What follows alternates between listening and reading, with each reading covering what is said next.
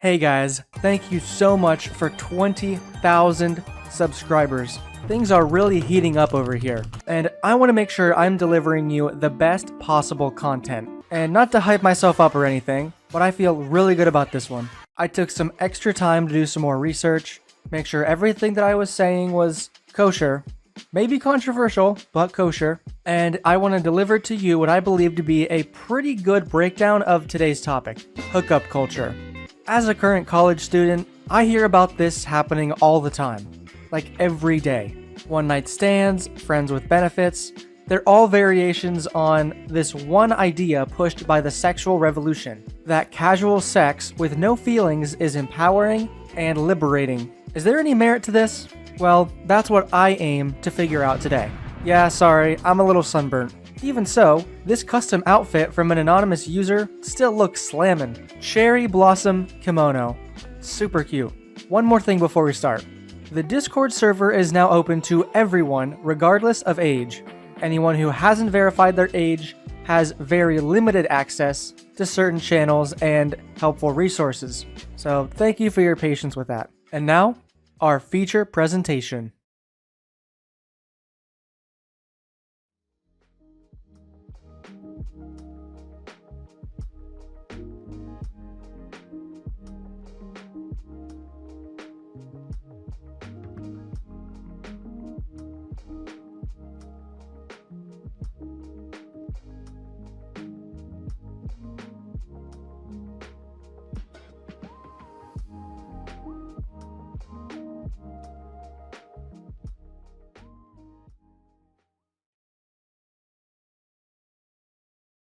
In this video, we'll be slimming down the commentary just a little bit, only focusing on the parts of the episode that really help us to explain these complex ideas. I don't want to waste your time with something that doesn't really matter. The episode begins with Sharon and Randy on the couch, in a rare moment of closeness and comfort between them. It's a realistic depiction of a marriage who's very experienced. They're deep in the sauce. Not every night has to involve sex. They're in their pajamas, on the couch, watching the news.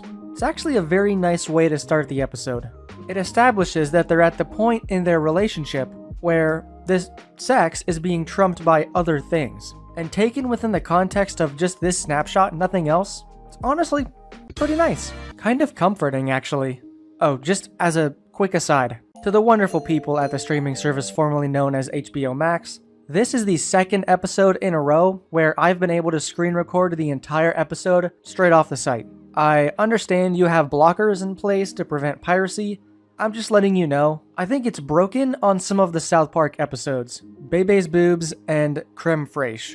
But Candles, piracy isn't stealing? I'm still deciding where I land on that issue. On the one hand, yes it is. On the other hand, I really want to watch Final Space. Sharon declares she's going to bed and asks Randy if he's coming. Not in a suggestive way, like, You coming? It's just a casual, You coming? I can't really sleep. I'm just gonna stay up a bit, have some me time. Sharon pauses and tells Randy that she does not want him watching that channel. Is it Corn? Nope, it's the Food Network. What are you?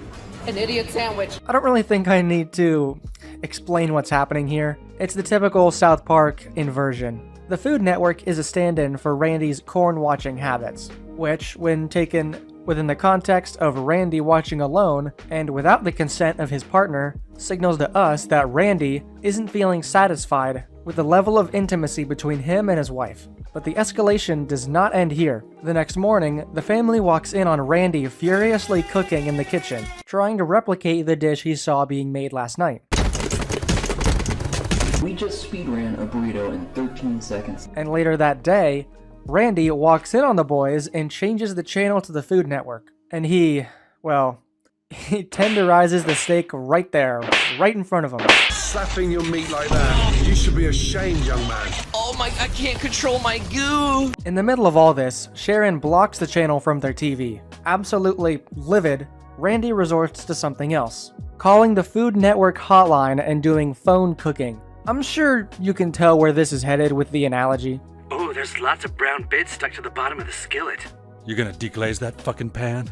Oh, I'm gonna deglaze it. You wanna help me? Sharon picks up the landline and catches him in the act, distraught. What this is representing is Randy basically cheating on Sharon by seeking out this intimacy through other channels. Meaningless cooking.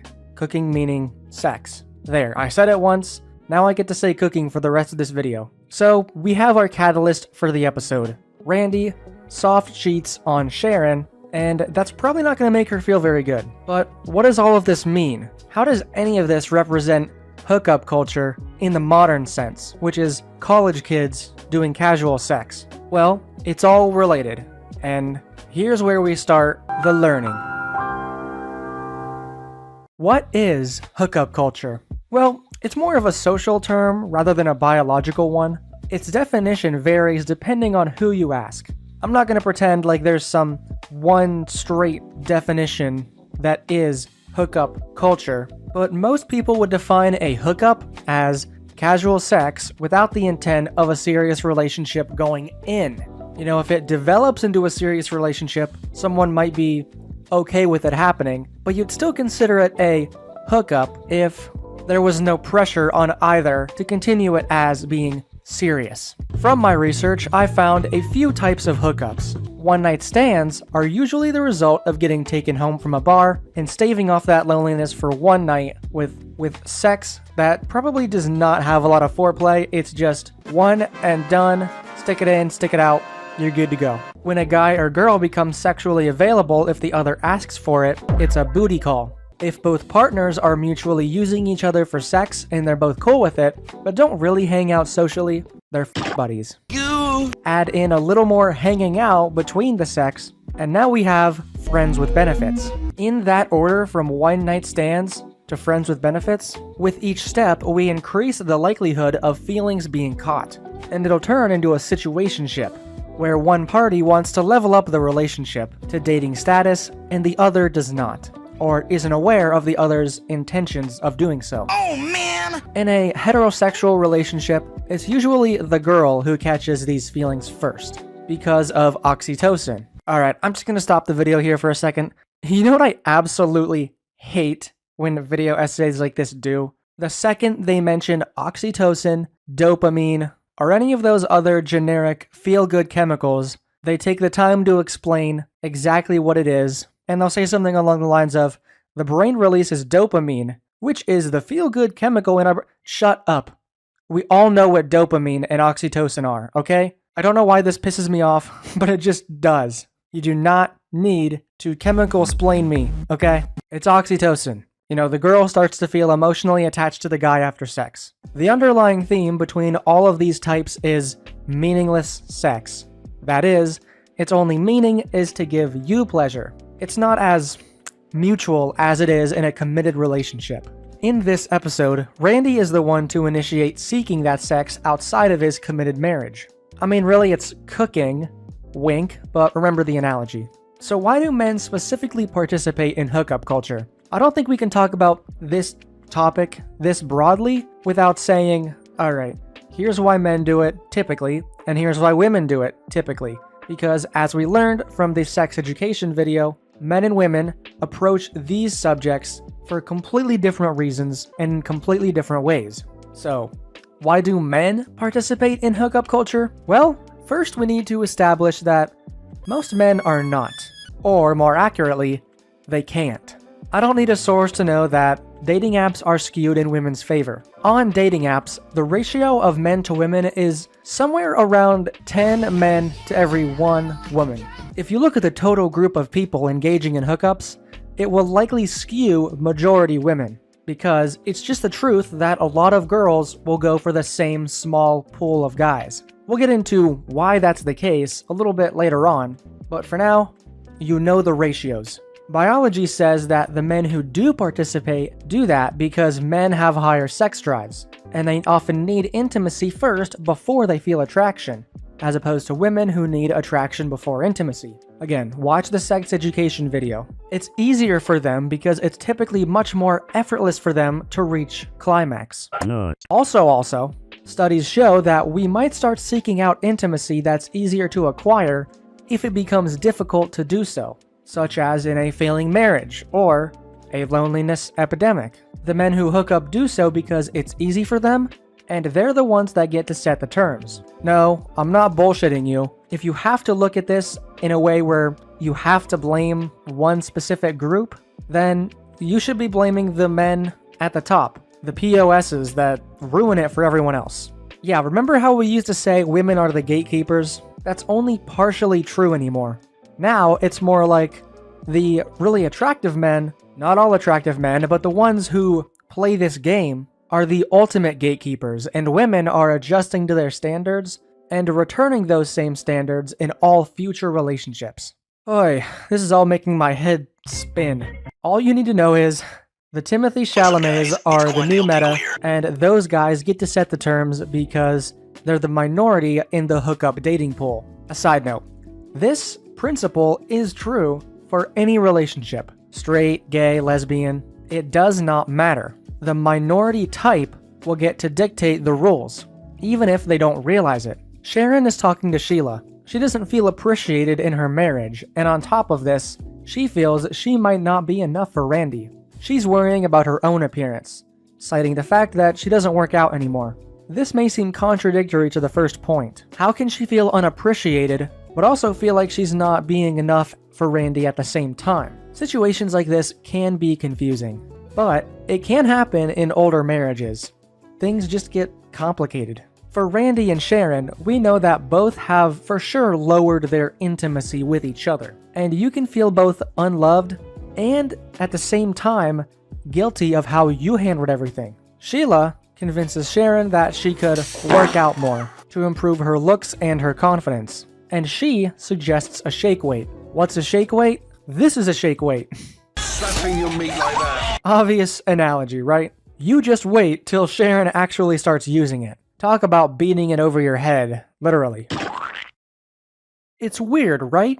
For the last decade or so, we've been making progress desexualizing women, treating them less like objects, and ultimately giving them more respect for bodily autonomy. You know, like you're more than your body, you can go out and be successful without a guy. On the same side, you can wear whatever you want. Don't let anyone tell you to cover up. Even with all this perceived progress, women are in a place where, paradoxically, their looks are valued more than ever. It's a symptom of this modern dating sphere. These top men value looks because they can, which leads women to judge each other harshly when it comes to looks. All these women are competing with each other, just like all the men used to do to win the heart of that one woman. It's the same thing we used to do, just flipped on its head. But because of how a lot of women operate and communicate with each other, it's a much harsher competition with a lot more backstabbing and gossip. And all of this is made infinitely worse with sites like OnlyFans taking advantage of all the men who don't meet this extremely high standard. We'll get more into the exact pipeline in a bit, but for now, just know that society's efforts to stop treating women like sex objects has kind of failed, and it's sad. So Sharon goes to the store and buys a shake weight. There's the smaller white one and the larger black one. Okay, alright, I think we get it. For those of you who haven't seen my duck size video, the stereotype of the monster BBC is a myth. I mean, obviously it happens, but in reality there hasn't really been any strong correlation found between race and duck size. But whatever, you can disagree. If you do, make sure to link me your source, I'd love to read it. But regardless of the truth of it or not, I think it's kind of a dangerous stereotype to set, but whatever. This relates to hookups because it's one of the key reasons women decide to engage in this casual sex. They just want to cut loose. You know, after all, why should men get to have all the fun? Part of women's empowerment is encouraging women to be as sexually open as they want to be. Sleep around, have fun. We'll get into why this is kind of problematic when taken to the extreme later on. Very important little asterisk there. When taken to the extreme, I think it's a problem. But the point is, a lot of women just want to get dick, which, understandable. I'm not hating on that.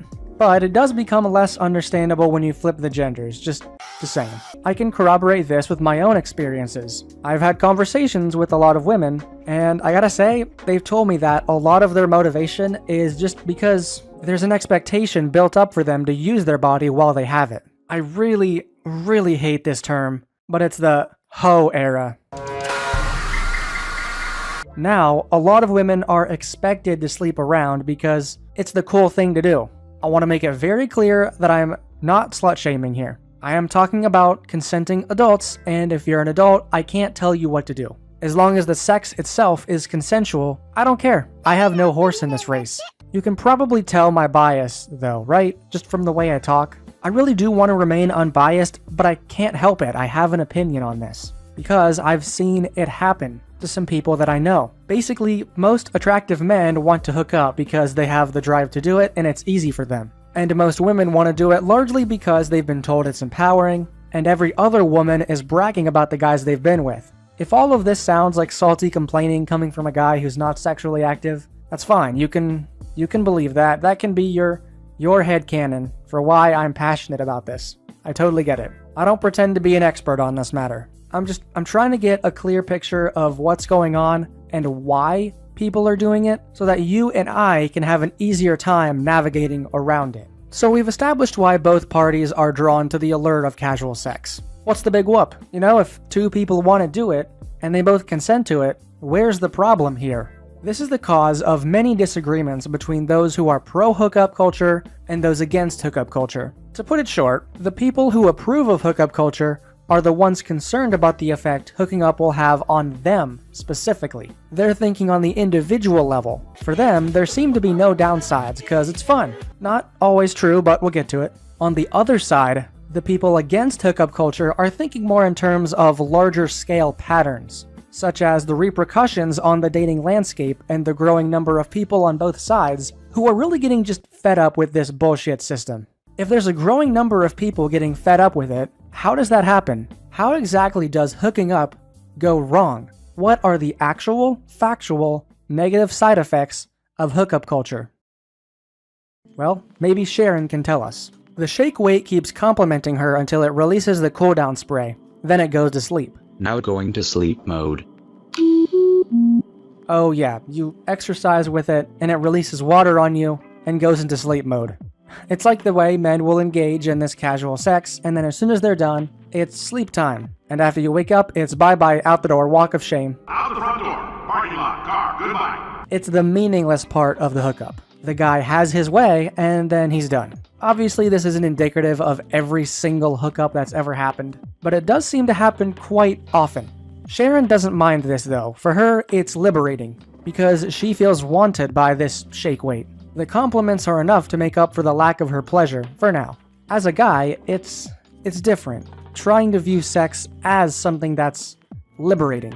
It's because for men, it's much more of a natural thing to experience the pleasure, but not really for women. The sexual revolution was supposed to fix that imbalance, letting women have more of a say in their own pleasure. Let's actually look a bit further into that whole movement.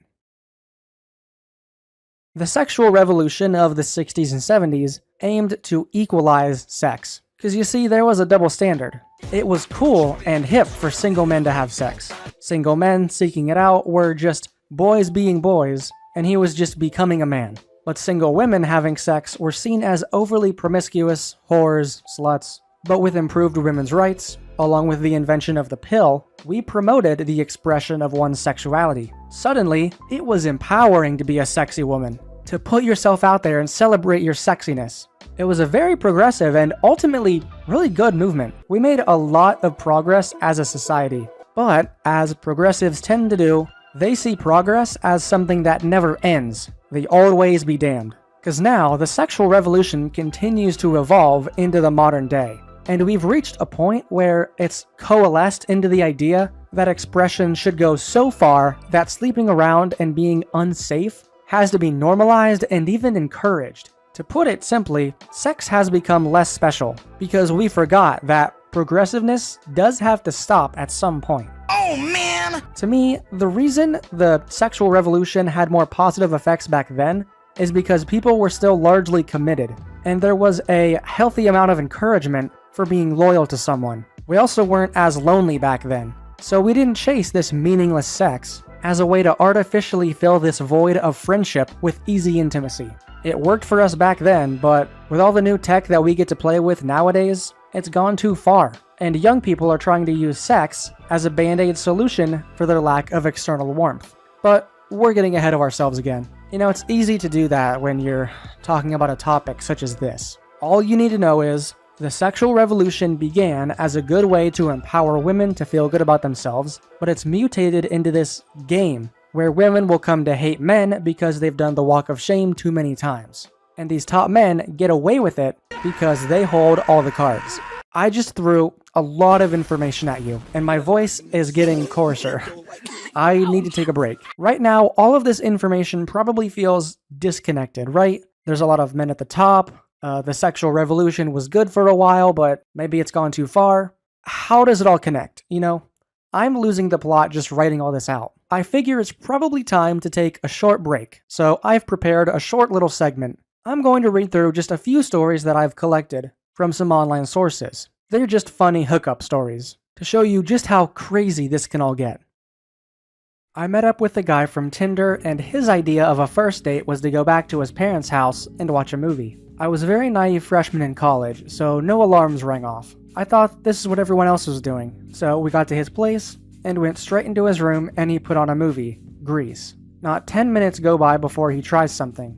I felt really awkward because his parents were around, so I just pretended Grease was my all-time favorite movie, Florida International University senior Jackie Cornejo said. That makes one way to get out of a bad situation. Nothing feels worse than trying to hook up with someone while their parents hover around. To avoid loitering parents during a hookup, make solid plans with your date beforehand and figure out a spot beforehand. Another good tip involves telling a friend where you plan on spending the night. You could even share your location with them in case you need a quick escape or if you run into some trouble. Also, never feel pressure to go through anything you intend on doing. Let your date know you don't feel comfortable with the situation and always make an exit plan. Likewise, if you meet with someone who doesn't appear comfortable with the situation, learn to read the signs and work with them to better the vibes. Alternatives can arise with just some simple communication from the other person. I mean, real talk here. Don't underestimate the value of a plain old cuddle session. Sometimes jumping into the sack just isn't in the stars, especially with parents around. It was my first time living away for college, and I was determined to do my best. I was planning on staying up very late to finish several assignments for one of my summer courses, and my roommate approaches me for a favor. He asked if I could give him the room for a couple hours to hopefully hook up with a girl he just met. He was a nice guy, and I consider myself pretty easygoing, so I agreed. I left to go to the common room and worked on several assignments that night and ended up pulling an all-nighter. On one hand, I got to finish everything and didn't have to walk in on anything awkwardly. On the other, I was visibly and physically exhausted, and regretted it because I had class that morning. I came back to find him and the girl asleep on his bed. He later told me nothing happened that night, they just kissed a bit. So it was all for nothing, a senior at Florida Atlantic University said. While some use college to find themselves, go to parties and hook up with as many people as they can, others go to college simply to study and pass their classes. When a test approaches the next day, what could be worse than your roommate bringing someone over for a Netflix and chill session? Setting boundaries with your roommates from the start holds such importance, especially when it involves bringing people over. Developing a solid relationship with them starts with communication and respect.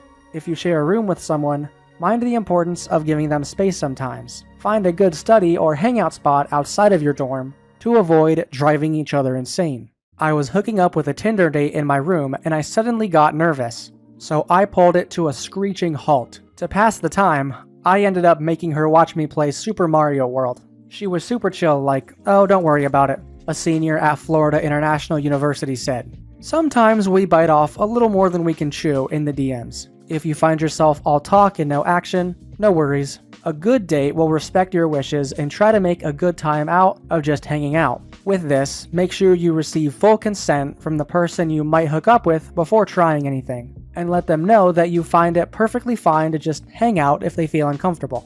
Sometimes the signs will not seem readily available, and your date might start to feel pressure to do more than they're willing. Don't shy away from expressing your feelings of unease. Sometimes it even helps relax you when you air out your worries.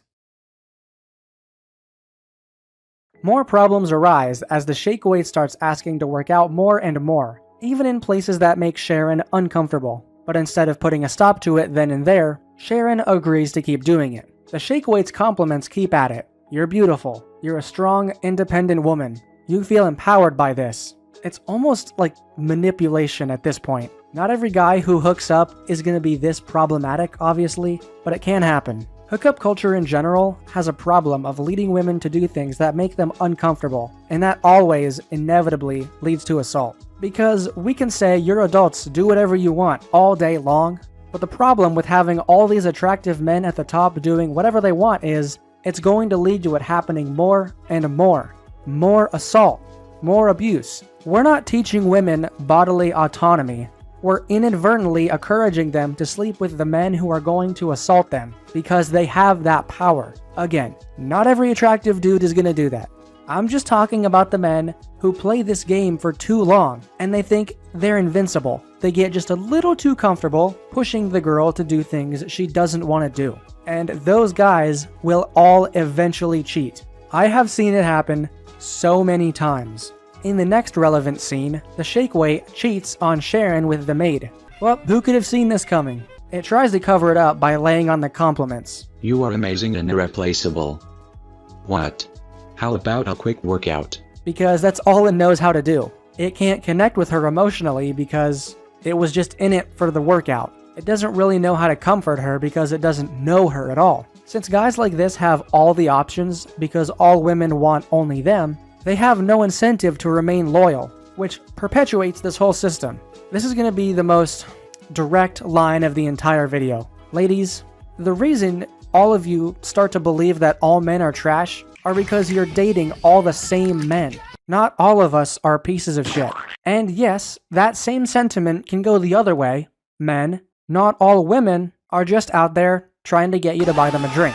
But we keep going for the same hyper-attractive people to the point that now, I hate to say it, but we're reaching a point where if you are physically attractive, that itself could be a red flag. Which is sad to say how much it's flipped like that, but it really has. It's the thing that's perpetuating this whole system, this cycle of abuse and heartbreak and casual sex. So I think we now have all of the pieces we need to put this all together. This is Patience Xena. I think I'm saying that right. She's a YouTuber that I discovered while doing research for this video. I've seen her work, and she has some very balanced takes on dating. I may not agree with every single thing she says, but I really do like her. Some videos are geared towards women, others towards men, and she's really smart. Like, seriously listen to her videos. I bet you she watches Rick and Morty. This segment will largely take her proposed dating pipeline from this video and visualize it. She pretty much laid out exactly how this whole gender divide thing is going down, and I think everyone needs to hear it because I think it's 100% correct. I'll add in some of my own proposed points too, based on my own research, for the combined pipeline. So, here is how hookup culture, along with online dating, is ruining everything. With the continued evolution of the sexual revolution, women are able to have more of a say in sex and relationships, and they're taught to never settle. The world is also becoming so much more connected, so instead of your competition just being your small town or small friend group, now it's the entire world. Also, beauty filters are becoming more accessible and even expected, so their standards for looks will understandably go up. Therefore, driven by online dating, the pool of men that women are willing to pick from are shrinking to the top 15 to 20%, being generous. We know that only these top percentage of men are having casual sex with these women because male virginity is on the rise, a lot. You would think that women control the dating strategy, but actually, not anymore. The side that has the least available people to choose from always gets to set the barrier for entry. That used to be women, with all the men competing for the same girls. Now, it's flipped. Since most women now have this higher standard, it's men who are the gatekeepers. Specifically, the men that are the 9s and the 10s that are willing to play this game of control. So, men are in control of the dating strategy, but that doesn't mean women don't have a part to play in it too, because while these top men are the ultimate gatekeepers, a lot of women enable it. Because of the way women have fiercer competition with each other, every woman is forced into this ultra-competitive game in order to be accepted by other women. Ladies, tell me if I'm wrong. From an outsider's perspective, it really does feel like no one hates women more than other women. Two other women settling with someone who isn't an ultra-hot bad boy with a huge ding-a-ling, is somehow devaluing yourself, even if this girl is just looking for a more empathetic man. The other women enable it because they've grown up during the sexual revolution, where older women have encouraged younger women to be freer, more promiscuous, without the promise of an emotional connection. To make matters worse, a lot of older women enable it because they've grown up during this sexual revolution,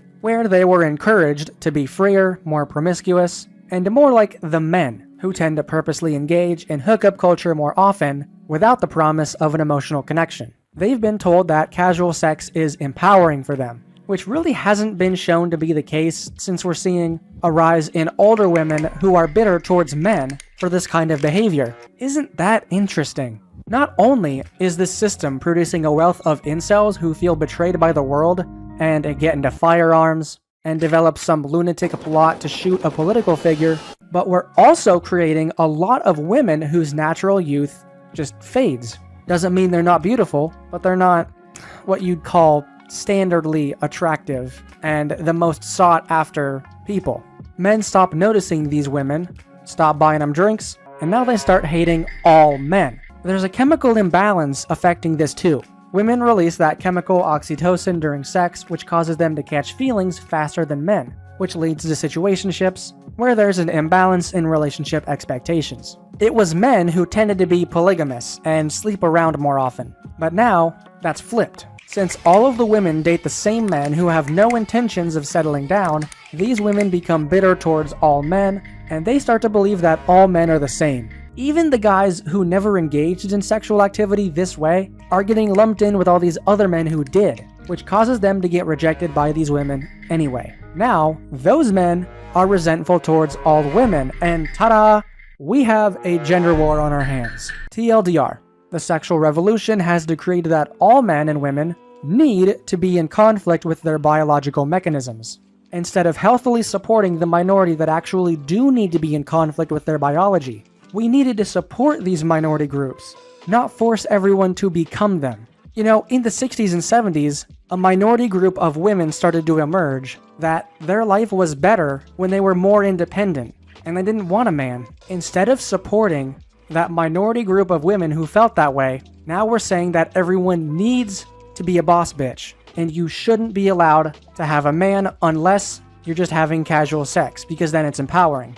You know, we were so quick to throw away traditionalism, which had worked to create a lot of healthy, balanced relationships for a long, long time, and now it's all upside down, producing both incels and Karens.